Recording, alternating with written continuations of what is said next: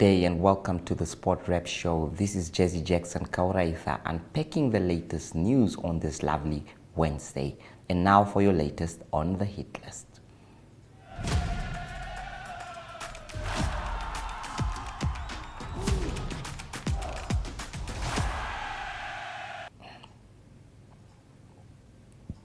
Today on the hit list, we first start off that is with boxing. The MTC Nesta Sunshine Tobias Boxing and Fitness Academy has announced your vote counts boxing bonanza taking place at Windhoek Country Club slated for 16 November.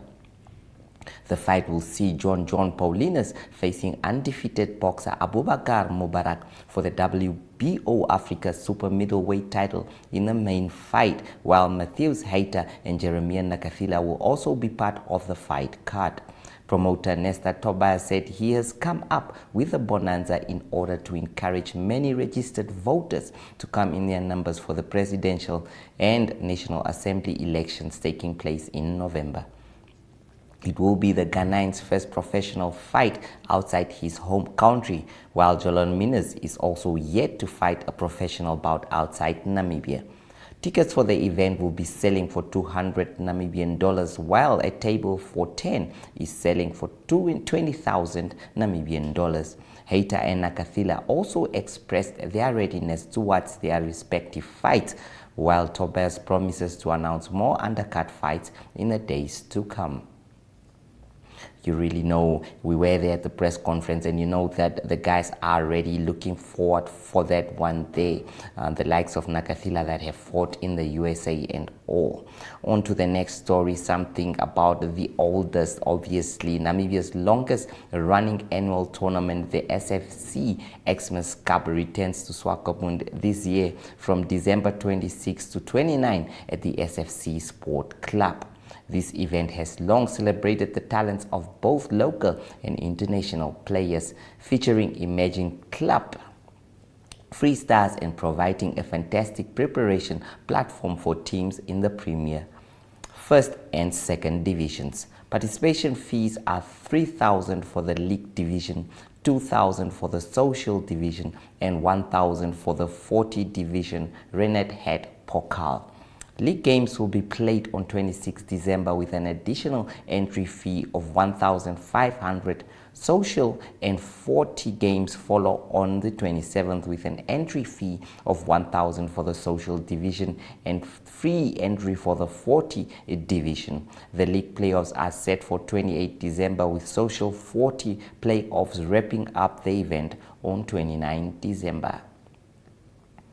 The Nami Park Bowling Club hosted the Namibia closest singles tournament recently with 42 bowlers, 17 female and 25 male from Swakopmund Bowls Club, Windhoek Bowling Club, Eros Bowling Club, Trustco United Bowls Club in action. Yvonne Carstens emerged as the ladies singles competition winner and Alan Langenstrassen won the men's singles competition at the event organized by the Namibia Bowling Association. Yvonne defeated Huipe van Wyk with 6-6 and 8-4 in the women's singles final. Alan defeated Brian Nell with 6-2, 9-3 in the men's singles final.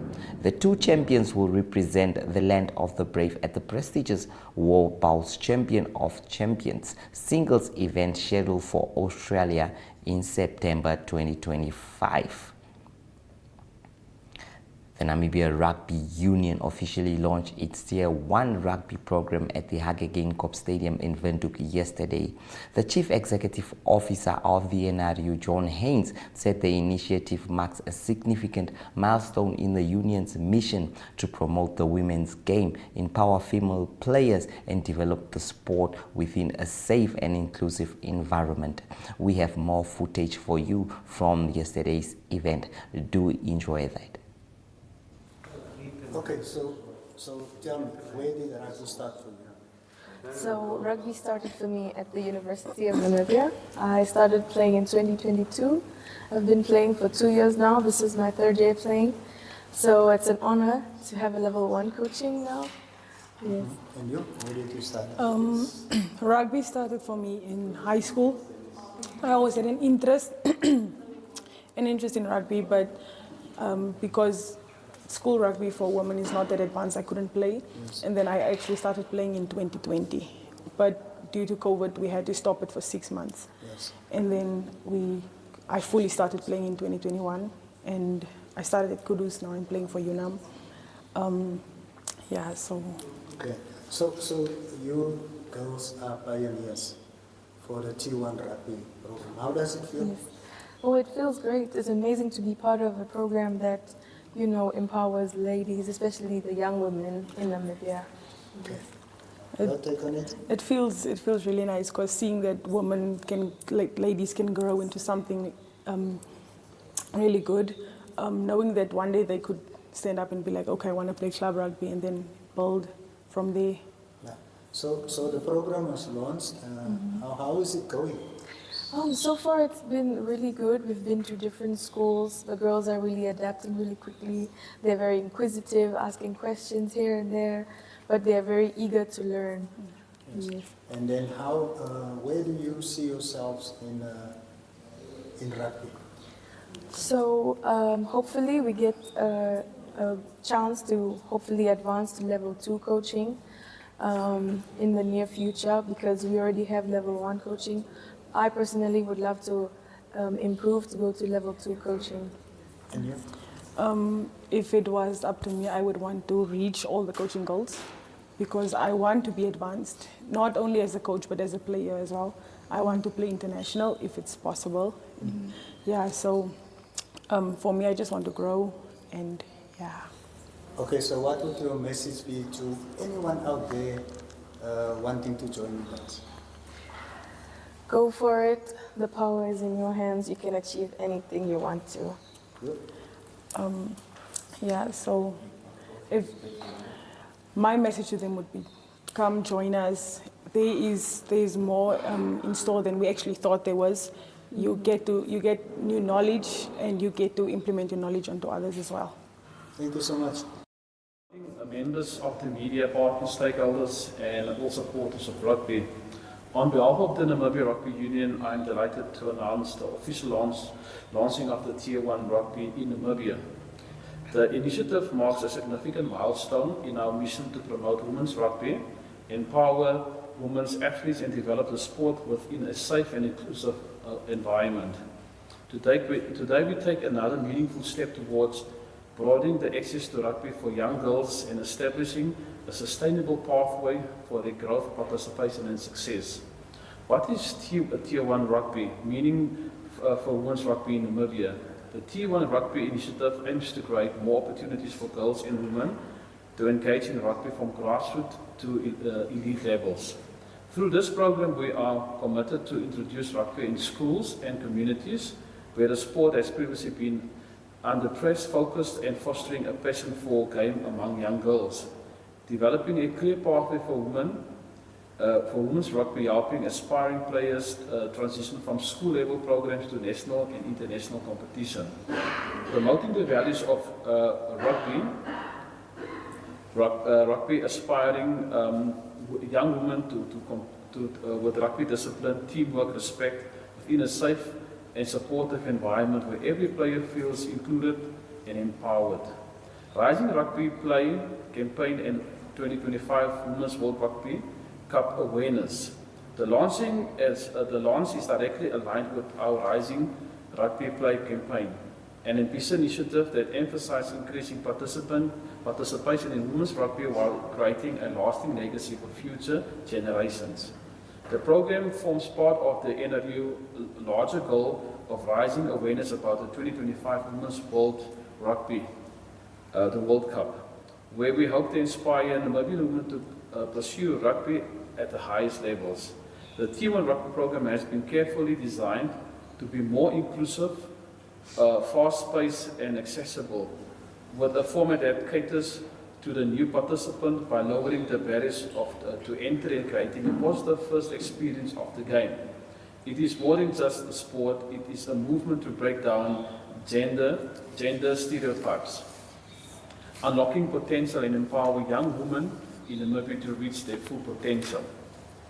So the pilot program has successfully been launched in Katatura and Commersdal.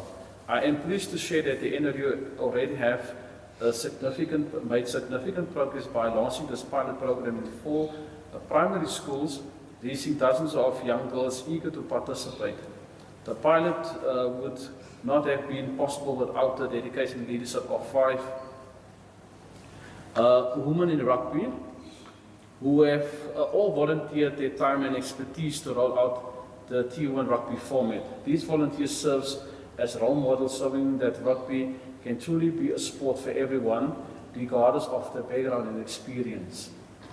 So I'm going to hand over to my colleague, CJ Kotzer, to share the rest of the state.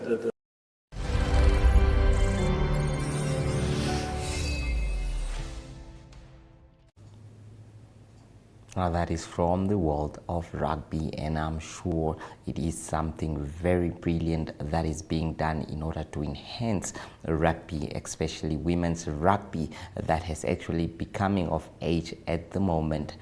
We will now visit the marketplace, and after that we dive right into your take. So stay tuned.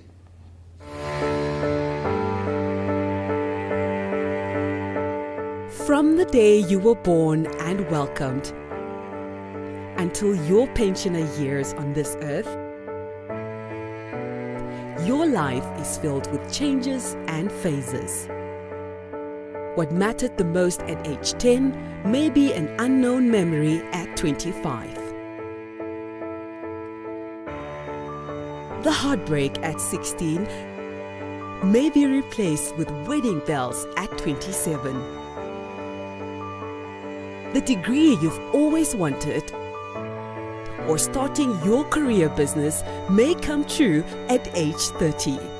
And the dream to own your own home may come to realization at age 50. Whatever stage you find yourself in, whatever matters right now, Standard Bank has what you need to bank like you. Choose your own path. Choose endless possibilities. Standard Bank, it can be.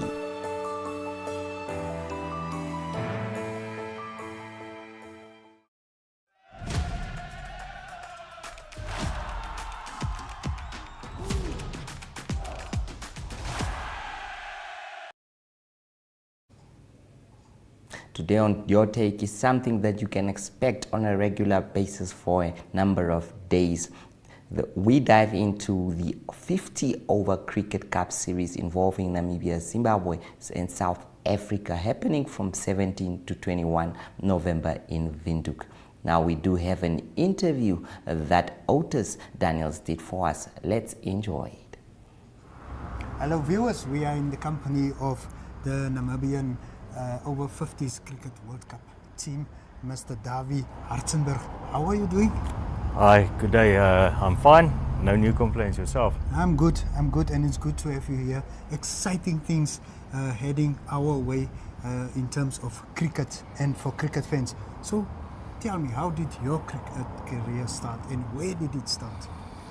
I was actually a bit of a late starter. I started playing cricket when one of my friends introduced me to indoor cricket in 1999. Probably plus minus thereabouts. Mm-hmm. So that is when the bug bit, and from there on it led to normal field out season cricket, which I then started probably in 2000.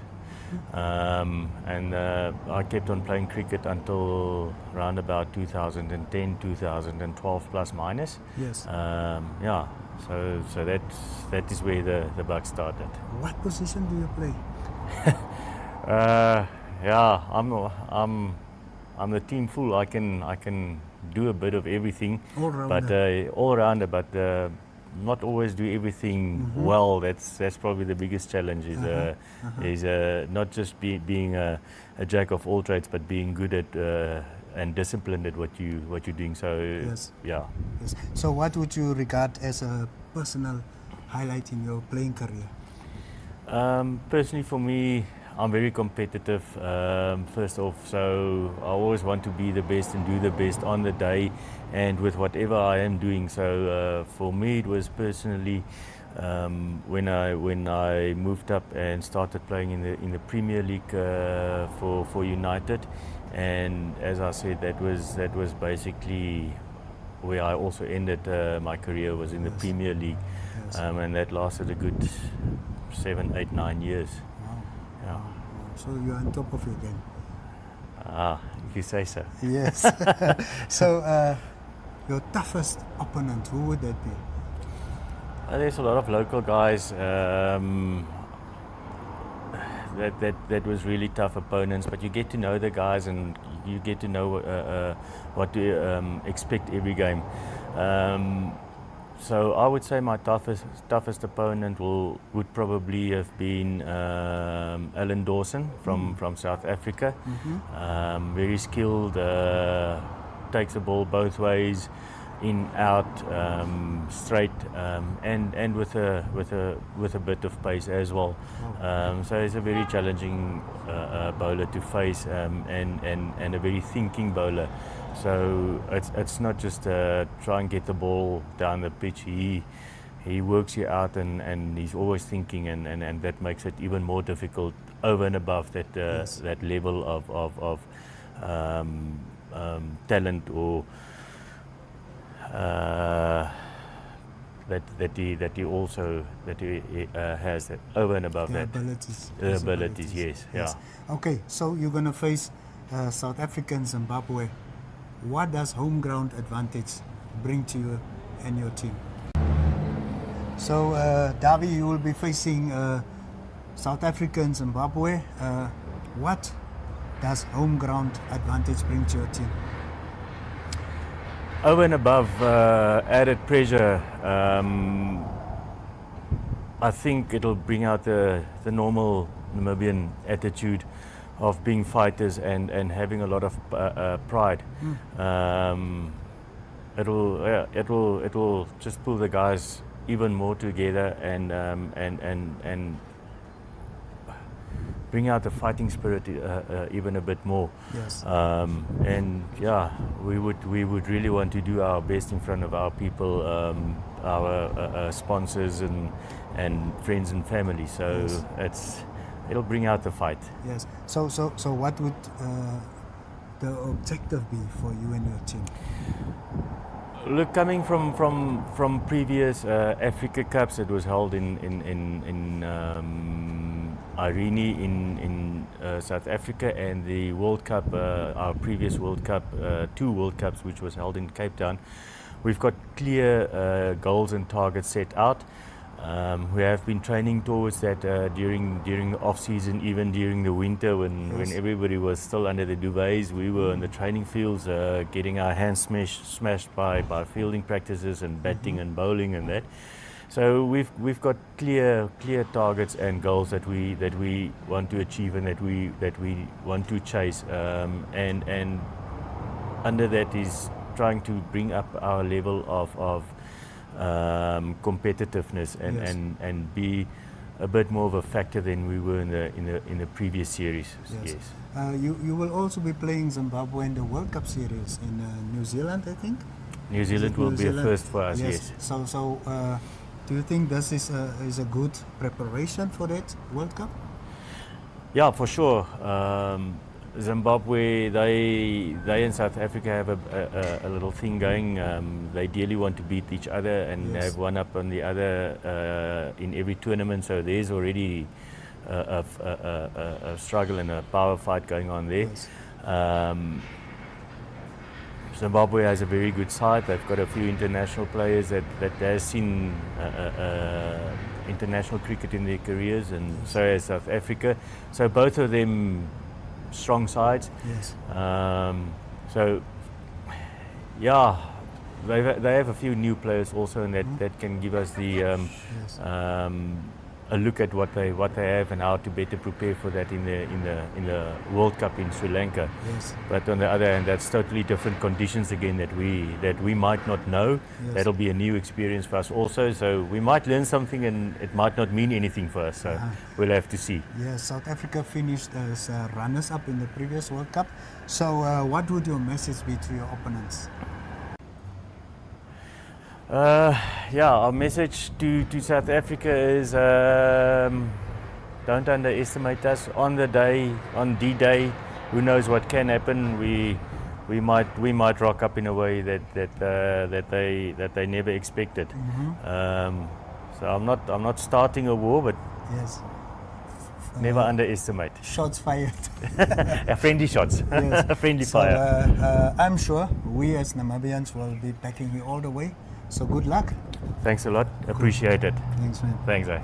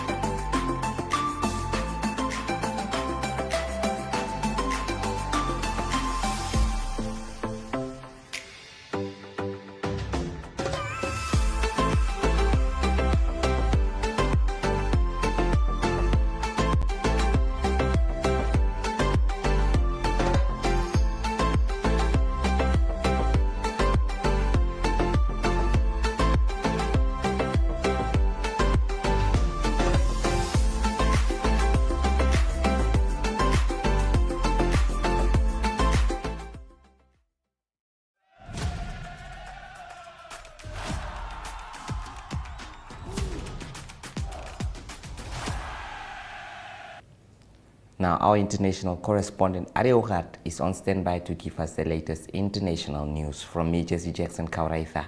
Goodbye.